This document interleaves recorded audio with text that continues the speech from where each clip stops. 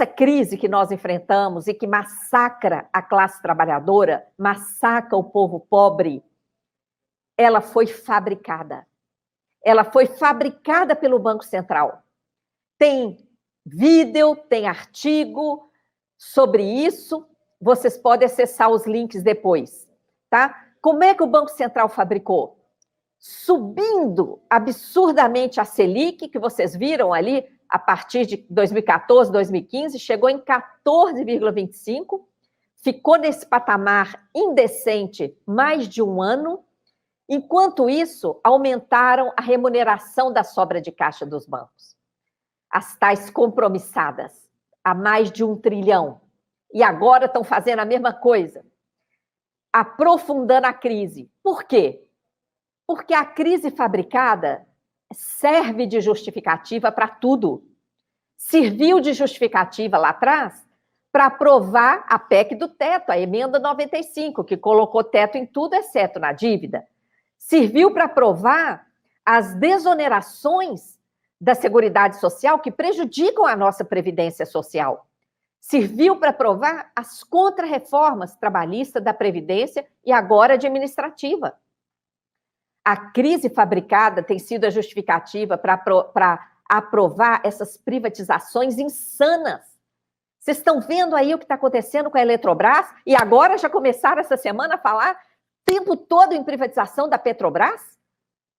A crise serviu para justificar a autonomia do Banco Central, a entrega do Banco Central para banqueiro e várias outras medidas. Privatizar não é a solução. Nós temos aí, da mesma forma que nós temos lá na ferramenta, na nossa página, uma carta para pressionar parlamentares por uma CPI do Banco Central, tem também a ferramenta para pressionar contra a privatização da Eletrobras.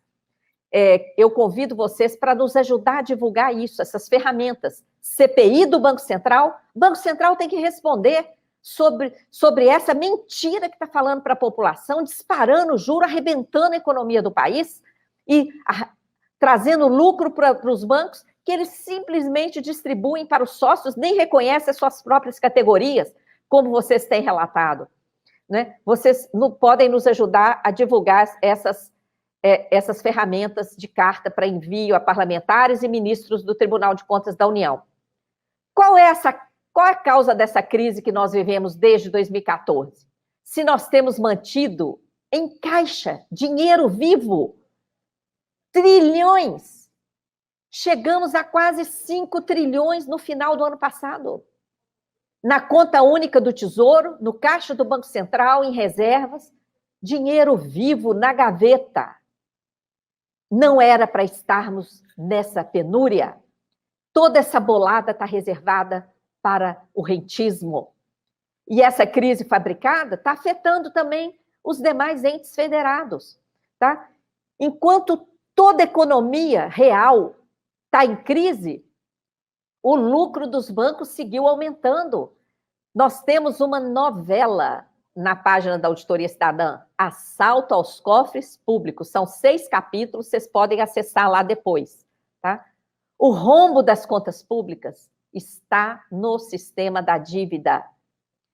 E o Banco Central tem uma imensa responsabilidade sobre isso, porque os mecanismos operados pelo Banco Central são os maiores responsáveis pela explosão da dívida e pelo rombo aos cofres públicos. O déficit está localizado no Banco Central.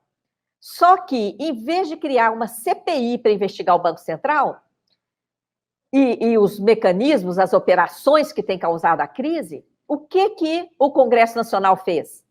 Deu autonomia para o Banco Central e aprovou mais um mecanismo para remunerar a sobra de caixa dos bancos. Vocês sabem melhor do que eu que o dinheiro da sociedade inteira, das pessoas, das empresas e dos órgãos governamentais, está depositado nos bancos ou aplicado. E esse dinheiro deveria retornar à sociedade. Ele está lá nos bancos, os bancos têm que reservar somente o compulsório obrigatório, o resto deveria retornar para a sociedade a juro baixo, para o dinheiro circular na economia de forma saudável. garantindo investimentos, criação de novos negócios, geração de emprego, renda, acesso a crédito. Mas não, aqui no Brasil, o que está acontecendo? O Banco Central aceita toda essa bolada que nós chamamos de sobra de caixa, o que sobra depois do compulsório, e remunera diariamente os bancos. Por isso que os bancos não reduzem os juros ao mercado. Eles têm lá a remuneração diária. Desculpa. Eles têm a remuneração diária garantida pelo Banco Central, à custa do orçamento público. Dinheiro que devia estar indo para a saúde, para a educação, para a segurança, para a previdência, para a assistência, está indo para remunerar a sobra de caixa dos bancos. Só essa operação gera escassez de moeda na economia, porque a moeda que deveria estar sendo emprestada a juro baixo e circulando na economia está esterilizada no Banco Central, gerando juros somente para banco. Isso aí está explodindo a dívida pública e gerando um rombo aos cofres públicos, porque o dinheiro para essa remuneração está saindo do orçamento federal. Até o Tribunal de Contas da União já afirmou no Senado que a dívida não serviu para investimento. Está aí o link, vocês podem assistir depois. Ora, se a dívida não serviu para investimento, ela serviu para quê? Para remunerar banco, para cobrir prejuízo do escandaloso swap, para cobrir os juros elevadíssimos, extorsivos, aplicados no Brasil, e vários outros mecanismos que a Auditoria Cidadã tem denunciado. Tem uma audiência pública aí, na mesma que o TCU estava e eu estava, denunciei para que tem servido a dívida pública, tem artigo, tem live, vocês podem acessar depois. Esse gráfico denuncia o gasto com a dívida pública federal quase dobrou de 2019 a 2021. Ano passado, quase 2 trilhões para pagar juros e amortizações da dívida. Uma dívida sem contrapartida, como diz o próprio Tribunal de Contas. E o que é mais grave? Muita gente, os neoliberais, e muita gente aí que se diz de esquerda, mas não é, fala que essa dívida não é problema, que é só rolagem. Não caiam nessa. Está aí o link, o artigo em que a gente explica a falácia da rolagem. Tá?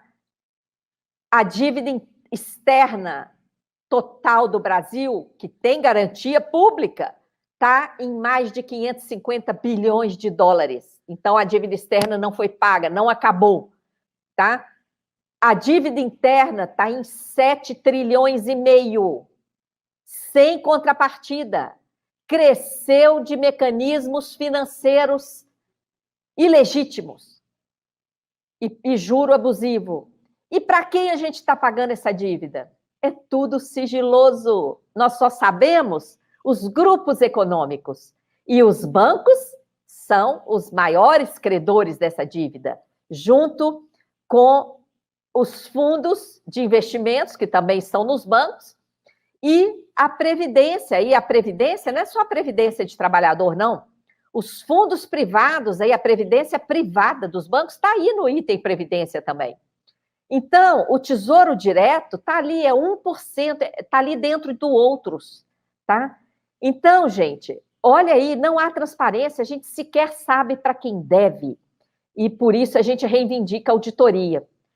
Para esse ano de 2022, o rombo da dívida vai aumentar, conforme projeto aprovado no Congresso Nacional, vai para 56%. E o plano plurianual mostra o sucateamento geral do Estado. Chegou a sair na Globo. Lei orçamentária indica tendência de gasto menor e precarização dos serviços públicos até 2025. Gente, a dívida é o pano de fundo de tudo isso.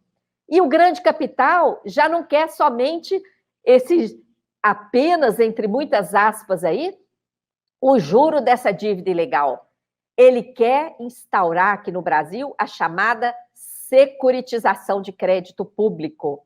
Um esquema fraudulento que funciona como um consignado de recurso público.